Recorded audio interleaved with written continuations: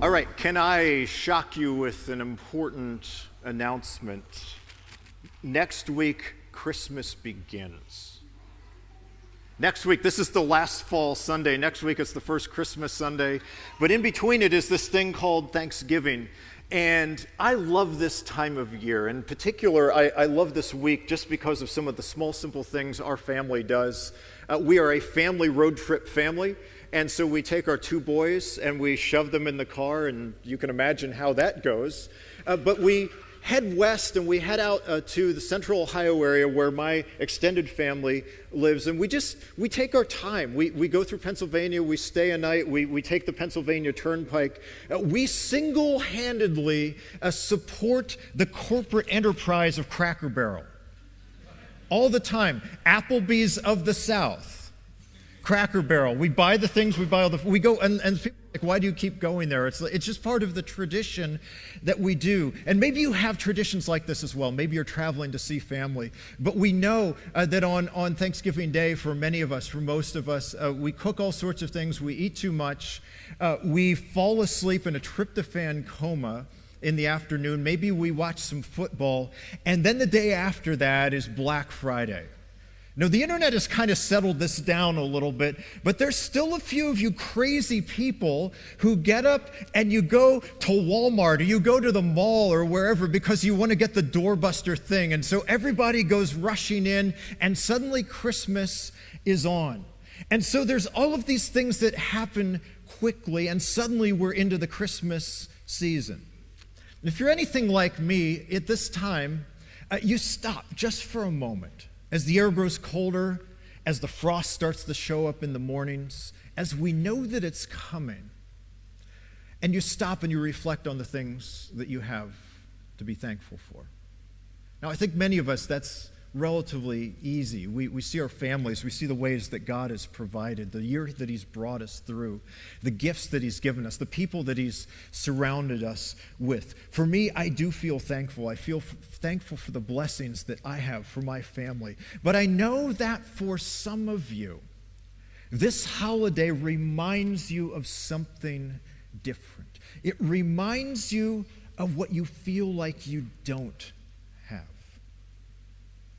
Or it reminds you of what you feel like you used to have, or even what you wish that you had, of what you've lost. And I want to hold space for you today. Because for some of you this week, it'll be the first time that there's an empty seat at the table where last year there wasn't. It'll be a reminder of the struggle of this year. It'll be a reminder of relationships that you wish were different. But I think this wide span of feelings, where we feel thankful over here, where we struggle because it's a mirror for our lives, and it's a mirror for the things that we wish were different, the longings that we have, the hopes that we have, even the frustrations that we have with our lives. I want you to know that God sees you. He sees you. He sees you in the midst of all of that. But I think there's something else that this wide breadth of things that we experience, that we feel on a week like this, it reminds us of. It's that thankfulness is about those feelings, but it's more than that. It's more than whether we can get the right things. It's more than whether things are right in our lives. Sometimes we think that being thankful, it's a response to having enough to be thankful about. I think sometimes the real work of thankfulness, the real work of gratitude, is when we practice it, when we embrace it, and sometimes when we do it in spite of the circumstances of our lives. When the things that are in our lives, the stories that our lives are telling, send us one message, but we choose another message. We choose a different direction. And in a world that very often seems like it's lacking in hope, even hopeless, sometimes it feels like a very entitled place. I think the people of God can paint a different picture of thankfulness, of gratitude. Not just when things are right, not just when we get the promotion, not just when things are going great. I've always loved at award shows when, like, the artist gets up or the actor gets up or the director gets up and they thank God for all the things. And it's like, well, great, that's easy to do that right now because you see the payoff. But for some of us, we're looking for that kind of reason. What I want to talk about today is this. I want to talk about the fact that I believe, and I believe that the Scriptures teach us, that for the people of God, thankfulness is the ultimate defiant act. Thankfulness is the ultimate defiant act. In the face of a world that would say, you're entitled to more, in the face of a life that would say, look at all the places that aren't the way that you wish that they were, thankfulness is the ultimate defiant act. And I think as followers of Jesus, if we begin to understand this, if we begin to internalize this, if we begin to live this, there's something big that begins to change. There's something big that begins to change in our hearts. There's something big that begins to change in how we look at all of our lives. And there's something big that begins to change in the impact that people like you and people like me have in the world. We actually begin to become thankful people, not because of the circumstances, but regardless of all those other things, even regardless of the feelings that we have. And I really believe this. Our lives are marked by blessing. Not necessarily that we didn't have it before, but we begin to see and experience the full of us. Our hearts become whole. We become light. We become hope with Jesus in a thankless world. Today we're going to read a story from Jesus' ministry. It's in the Gospel of Luke, and it opens up a window into this kind of life. And I'd love for David Kennedy to come forward and read from Luke 17, beginning at verse 11. If you're following along in the Pew Bibles, it is on page 1015. It's 1015. Give you a moment to get there. Now, on his way to Jerusalem, Jesus traveled along the border between Samaria and Galilee. As he was going into a village, 10 men with leprosy met him. They stood at a distance and called out in a loud voice, "Jesus, Master, have pity on us." When he saw them, he said, "Go, show yourselves to the priests." As they went, they were cleansed. One of them, when he saw he was healed, came back, praising God in a loud voice. He threw himself at Jesus' feet and thanked him, and he was a Samaritan. Jesus asked, "Were not all 10 cleansed? Where are the other 9? Was no one found to return and give praise to God except this foreigner?" Then he said to him, "Rise and go. Your faith has made you well." Thank you, David.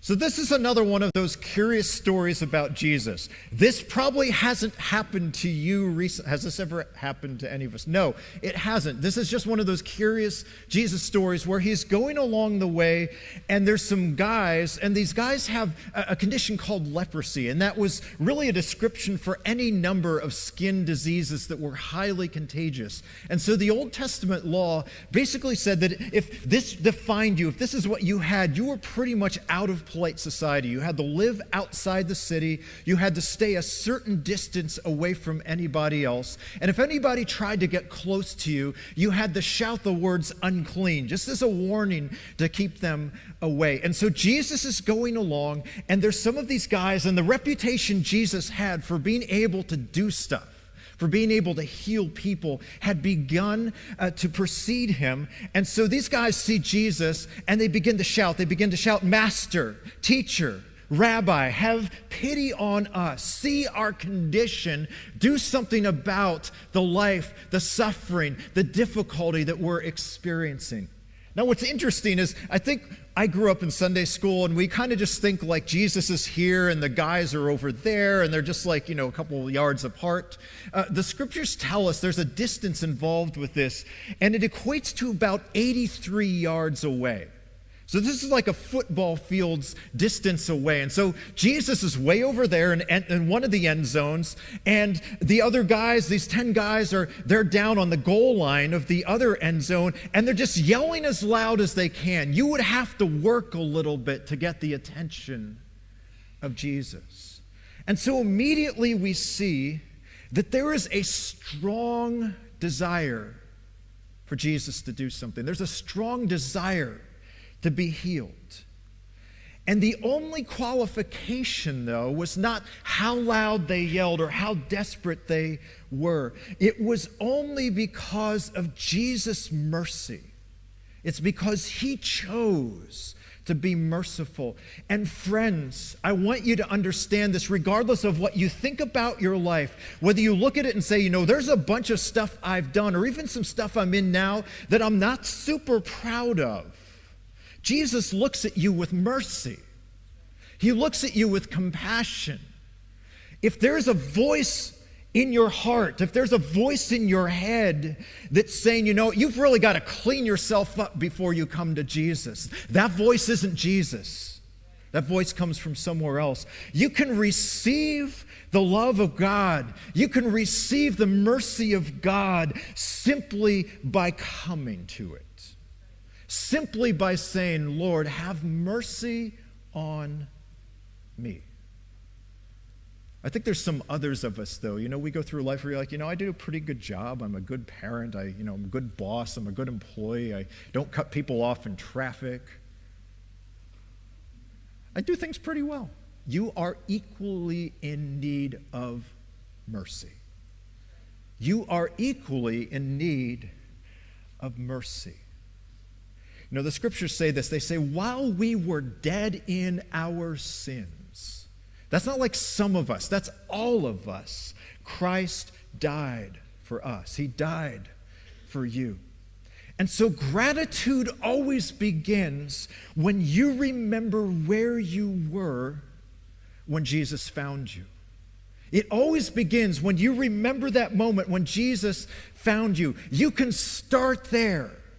It's not all of this. It's not what you climbed over. It's not the accolades or the things to your credit. It's simply that Jesus looked at you with mercy. And he looks at you with mercy, but he also looks at the world around us with mercy. So that's kind of the first thing that happens. And Jesus it's not a long conversation. He says, go and show yourselves to the priests. And that's if you had leprosy and it kind of went away, or you were healed, or something happened where you thought it was gone. That's what you had to do. You had to go find the priest and you had to show yourself to them. And they had to make a determination about whether this thing had happened or it hadn't. But what's interesting is there's not like this moment where Jesus like waves his hands and there's like this magic flash and they're healed. He says, just go and do something. Go in obedience. Start going along the way. And I can just imagine that this must have taken an incredible act of faith. It doesn't show us exactly when on the journey, whether it was the first step, the last step, somewhere in the middle, that they were healed. But Jesus is saying, get on the way. Start going. Receive the healing that I have, but it's going to require you to take a step of faith. It's going to require you to act in faith. I think, friends, sometimes for some of us, we're sitting here, we're like, God, heal me. God, fix the thing. God, I need you. And that's 100% true. But then what God is saying is he's saying, put one foot in front of the other. Maybe it's not a long journey. Maybe it's your last ounce of strength. Maybe it's an inch. But he's saying, stand up and believe. Obedience often precedes breakthrough. Obedience often precedes breakthrough. We would like it to be the other way around. We get the thing, and then we follow Jesus. I think what we're seeing here is we follow Jesus, and then we begin to see the things worked out, the blessings worked out in our lives. You know, we're in this end of the year giving campaign, and I think it's easier for all of us to say, you know what, if I just had the magic bonus show up. We just watched National Lampoon's Christmas Vacation last night, and if you know that movie, it's Elf, it's the reindeer one, there's a few others as well, but the main character is just waiting for this bonus. He's waiting for the thing he thinks he deserves, and it's the thing that really just hangs the entire movie on a hook. But the way Jesus is different. It's saying, when you take the step, then you'll see the provision. When you take the step, then you'll see the healing. And so for some of you, God's calling you to take a step. Before you see the thing that you want to see, before you see how God's going to work it out, he's saying, take a step. You know, there's some folks who took a step into baptism this morning, and that's like one of the things as a Christ follower, as a Jesus follower, that we are called to do. And so you took a step this morning. And I believe this. I can't chapter and verse this, but there's going to be something that breaks through in your lives as a result of taking that step. And maybe you haven't. This is your opportunity to take a step and see what God wants to do. The miracle happened as they moved. And some of you need to get moving. You don't need to see it. You don't need to feel it. You need to obey. You know, one of the things my younger son, Jonathan, does, I don't know how he knows this, but every time my car pulls in the driveway, he just comes like ripping out of the back of the house. And like, I think yesterday he did it. He had one sock on and no shoes. We're amazing parents. But one of the things he wants to do is he wants to climb in the car before I get out. He has to get me before I get out of the car. And he wants to like steer the wheel and push all the buttons. And like usually I have to it takes me like 3 days to put my car back together, to get the seat back and all of the things. But he's sitting there and he's doing all the things. He's making the motions, but it's not accomplishing anything because the car's not moving. And we're thankful the car isn't moving. I have my foot like firmly on the brake, because he'll put it in gear and he's like, why isn't the car moving? I'm like, that's not going to happen for you for another 12 years. But that's like our lives. We can be doing the things and doing the signals and hitting the horn and moving the steering wheel and trying to put the car in gear. But unless something is moving, nothing changes. The direction doesn't change. Things don't go forward. Some of you need to take a step. And so they go to the priests, and they discover that they've been healed. The priests affirm this miracle that has been happening. And what happens next is interesting. Only one of these 10 men goes back and finds Jesus and thanks him. Only one of the 10. And it's interesting that it wasn't one of the observant Jews. It wasn't one of the people for whom this religious system was like second nature to them. It was a Samaritan. And Samaritans were considered foreigners, or they were considered less than. They were the people who lived close to the Jewish people, but nobody saw them as like the Jewish people, like the people who are part of the country. And it's curious that very often in the Gospels, Jesus uses this group of people and interacts with them. And I think it tells us something that we ought to pay attention to. That sometimes the best gospel work is not found in the halls of the people who belong here. It's not found amongst the people who are respectable. It's found in unlikely places with unlikely people. The people who we don't think deserve it. The people who think we could never achieve it. The people we wish would go back from where they came from. The foreigner. The immigrant. And if we don't have Jesus' heart for the people that Jesus had a heart for, we are going to miss Jesus. If we don't develop a heart for the least of these, if we don't develop a heart that breaks and rejoices with men who are struggling with addiction at Market Street Mission, we will miss Jesus. We can sing all the worship songs. We can bless his holy name. You can listen to someone like me, but we will miss the gospel. And there are people around the world this season where it's easy relatively for us to be thankful, who are going through incredible suffering. in places like Palestine, in places like Ukraine, places like Africa, and the list goes on and unfortunately on and on. But you know what? Jesus is there too. And in some ways, it's easier to find him there than it is to see him here. May we be people, friends, who don't miss Jesus because we think we're respectable, because we think we have it together. May we be like the Samaritan who realizes where mercy and grace found us and goes back to Jesus over and over again and says, Master, thank you for what you've done in my life. Thank you for healing me. Gratitude is returning to the one who did the miracle. And so this one guy goes back and he thanks Jesus. And Jesus asks a question. He says, some kind of basic math. He's like, were there not 10 of you who were cleansed? Why has only one of you come back? Jesus notices gratitude. He notices thanksgiving. I want you to get something here. All the other people still had their healing. They still got the thing that they wanted. It's not like we have to go thank God and then he'll bless us. He blesses us by allowing us to wake up every morning.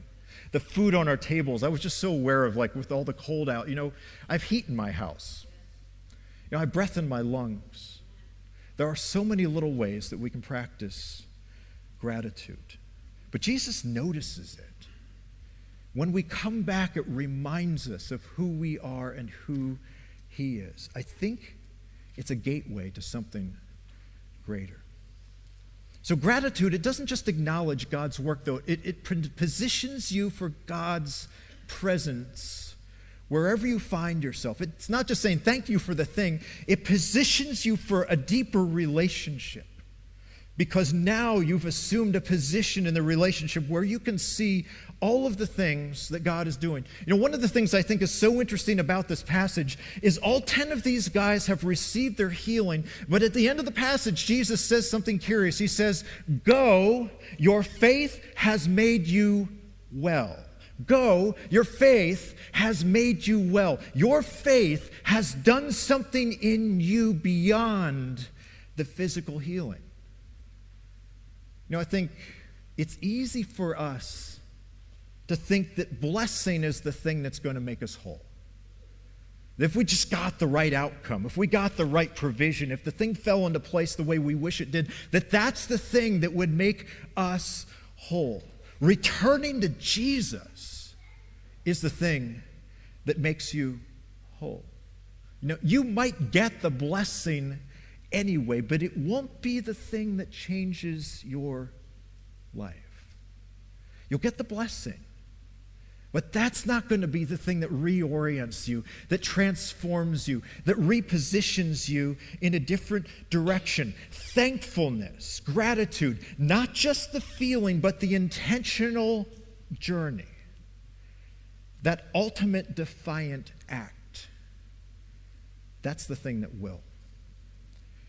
After this healing for these other 9 guys, we just assumed they went back to their families, they went and lived their lives. They were very happy about this whole change. They didn't have to live outside the city.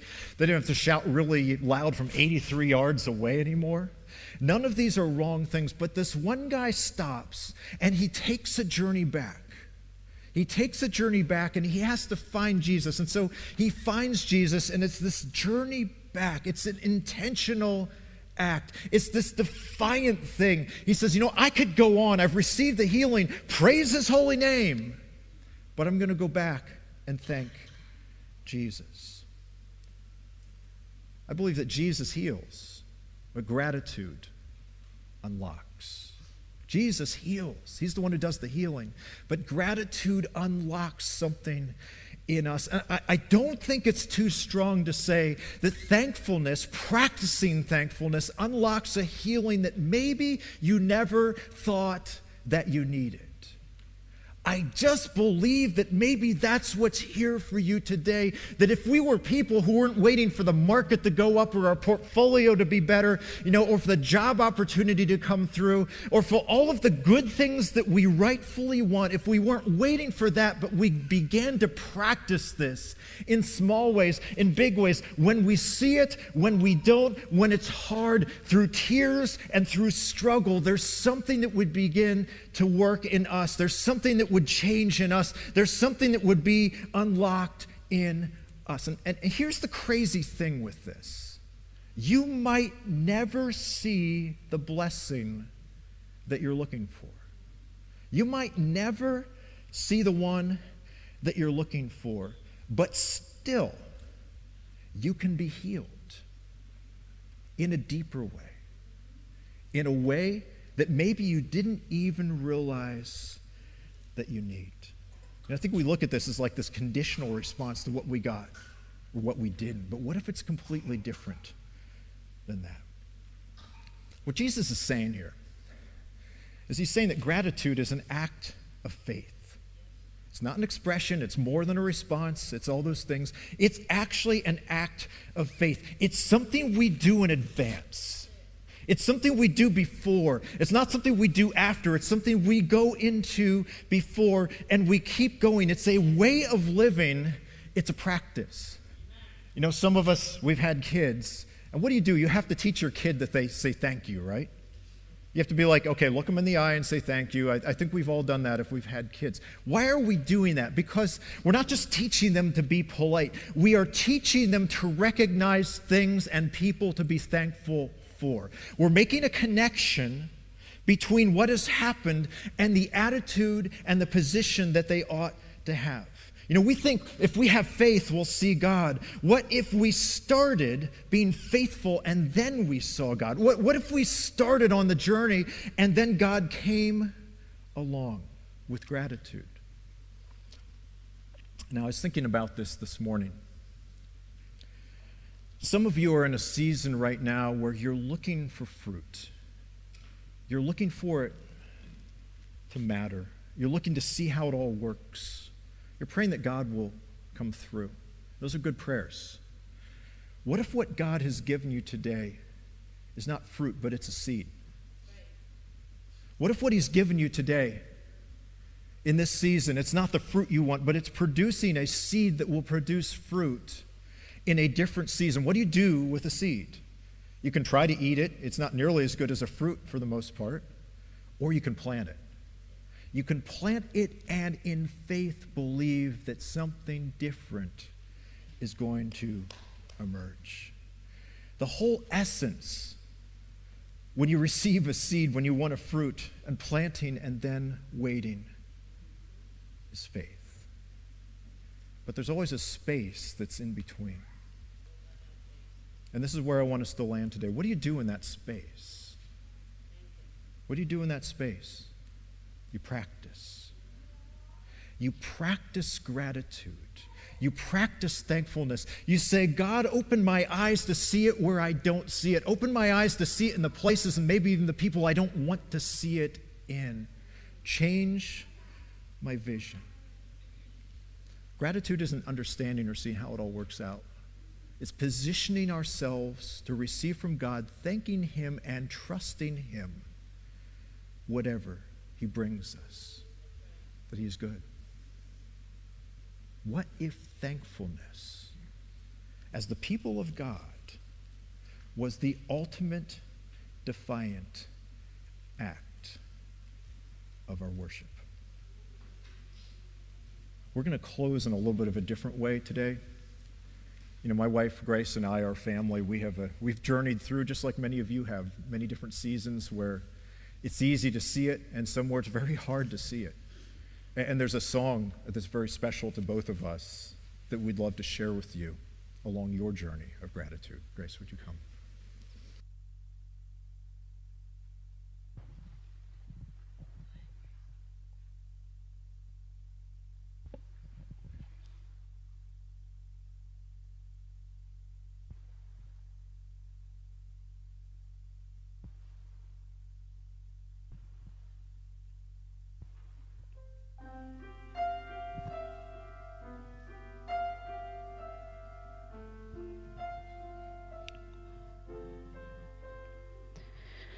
Send some rain, would you send some rain? 'Cause the earth is dry and needs to drink again. And the sun is high and we are sinking in the shade. Would you send a cloud, thunder long and loud? Let the sky grow black and send some mercy down. Surely you can see that we are thirsty and afraid. But maybe not today. Maybe you'll provide in other ways. And if that's the case, we'll give thanks to you with gratitude for lessons learned and how to thirst for you, how to bless the very sun that warms our face if you never send us rain.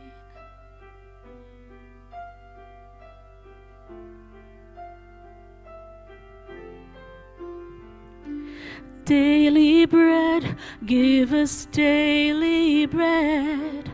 Bless our bodies, keep our children fed. Fill our cups, then fill them up again tonight. And wrap us up and warm us through, tucked away beneath our sturdy roofs. Let us slumber, safe from danger's view this time.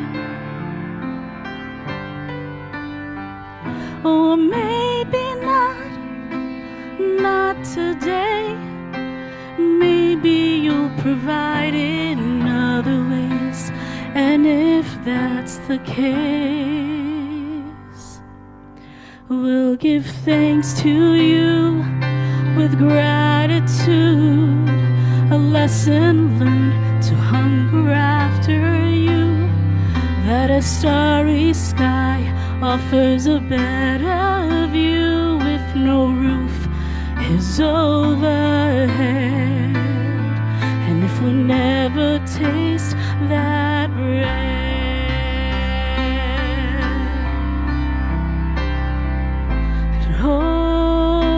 Differences that often are between, and everything we want and what we really need. So grant us peace, Jesus, grant us peace. Move our hearts to hear a single beat between alibis and enemies tonight. Or maybe not today. Peace might be another world away. And if that's the case, we'll give thanks to you with gratitude for lessons learned in how to trust in you, that we are blessed beyond what we could ever dream, in abundance or in need. And if you never grant us peace, but Jesus, would you please?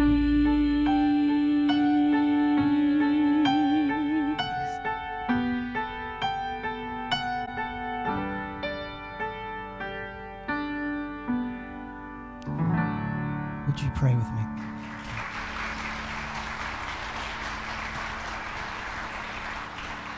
Actually, would you stand as we close in prayer? Father, we just echo the words of the song. Maybe not today. Maybe you'll provide in other ways. And if that's the case, we'll respond with gratitude. Would you teach us to respond as an act of worship to your goodness in our lives? May we begin to see that as you continue walking us through this journey of faith.